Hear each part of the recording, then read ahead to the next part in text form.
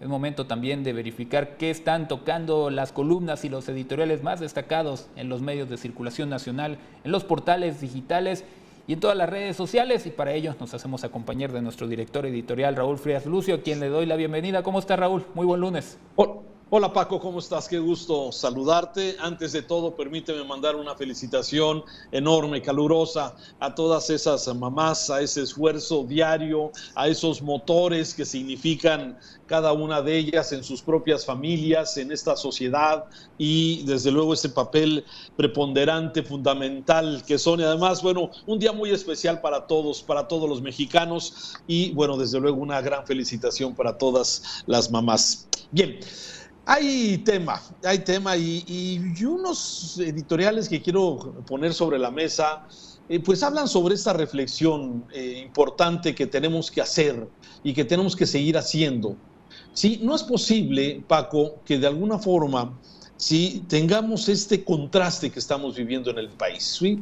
Por un lado, estas tragedias que siguen cayendo sobre nuestro querido pueblo, caen sobre la sociedad, por descuidos, por negligencia, ¿sí? Me refiero a este desastre de la línea 12 del metro de la Ciudad de México. Y esto, bueno, nos lleva a varias reflexiones que hoy me ha permitido tener, luego de leer las columnas, algunas de ellas muy importantes. Por ejemplo, destaco la que este día publica esta periodista, Denise Dresser, del periódico Reforma, y que pues nos habla precisamente de esta gran tragedia que significa esta línea y el desvío del gobierno mexicano. Concretamente, lo que hace el presidente López Obrador: se va de gira, saca videos comiendo tlayudas, ¿sí?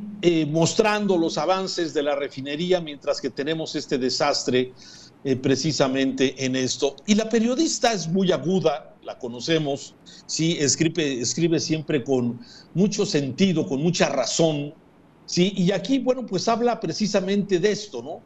Que AMLO prefiere acusar de injerencias extranjeras a los Estados Unidos para continuar con el show, mientras que nos faltan estos 26 ciudadanos perdidos en esta tragedia de la línea 12 del metro y que no llegaron a sus casas. Alguien se quedó también esperando, como quienes aguardaban el retorno de los 43 de Ayotzinapa, o como los de la guardería ABC, o los 85,000 desaparecidos en México, o todos los muertos por un mal manejo de la pandemia. Y ella hace este paralelismo de el show debe de continuar. Como el presidente López Obrador, mandando al carajo, porque esa fue la frase que utilizó, que él no era de los que se iban a tomar la foto con las víctimas del metro de la línea 12.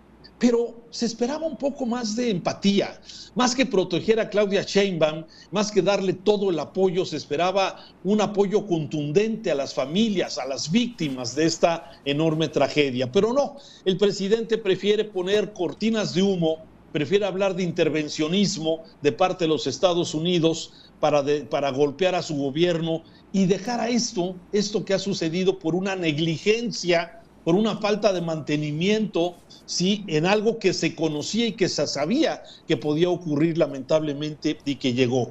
Es una columna dura, una columna reflexiva de la periodista que recomiendo leer en este sentido. Y así hay otras, ¿no? Por ejemplo, hoy la de Héctor Mauleón, también del periódico Universal, dice: un desastre llamado Florencia Serranía. Y aquí el periodista hace una secuencia de todos los errores que ha habido en el tema de la línea del metro, no solamente de la 12, el accidente de Tacubaya, el incendio del centro de control y todos esos elementos que los ciudadanos, especialmente en la Ciudad de México, observan cómo el metro, este sistema de transporte que lleva todos los días a sus trabajos, a sus casas, a las escuelas, a 4,5 millones de ciudadanos, cómo se ha venido deteriorando poco a poco sin tener el mantenimiento suficiente. Y aquí, bueno, pues Héctor Mauleón hace Héctor de Mauleón hace un repaso muy completo de precisamente el desastre llamado Florencia Serranía, la actual directora del metro, todavía porque el gobierno pues ha venido, si no protegiendo, ha venido tratando de deslindar sobre sus posibles responsabilidades. Y también hay otra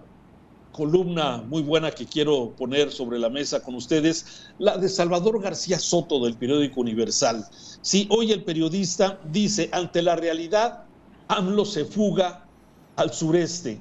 Y habla precisamente de esto, sí, de que la imagen del presidente López Obrador, lo que estuvimos viendo, que estuvo presumiendo en videos, en fotos, pues habla del buen trabajo que se está haciendo en la refinería de Dos Bocas, ¿sí? Habla también del corredor transísmico de Oaxaca, pero realmente esto significa una verdadera bofetada, ¿sí?, a las víctimas de la tragedia del metro de Tláhuac, porque mientras al lugar donde mueren 26 personas y 80 más fueron heridas, no se paró nunca el presidente porque dijo: al carajo, no es mi estilo tomarme la foto porque es demagógico y de conservadores.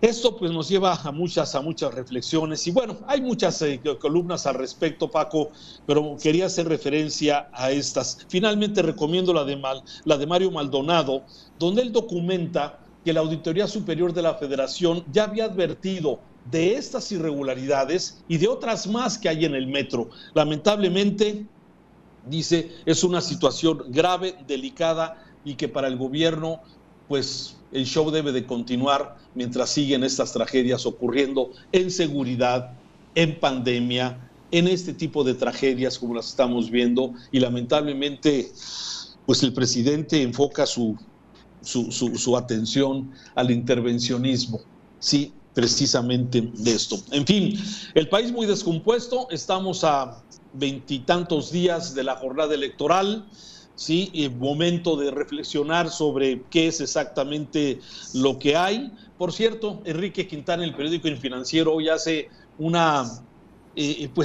hace una predicción de qué es exactamente lo que podemos tener en la próxima jornada electoral, donde, bueno, todo parece indicar, de acuerdo incluso al estudio que ha realizado Mega Noticias El ITESO, bueno, muchas personas, la mayoría, se identifican con Morena.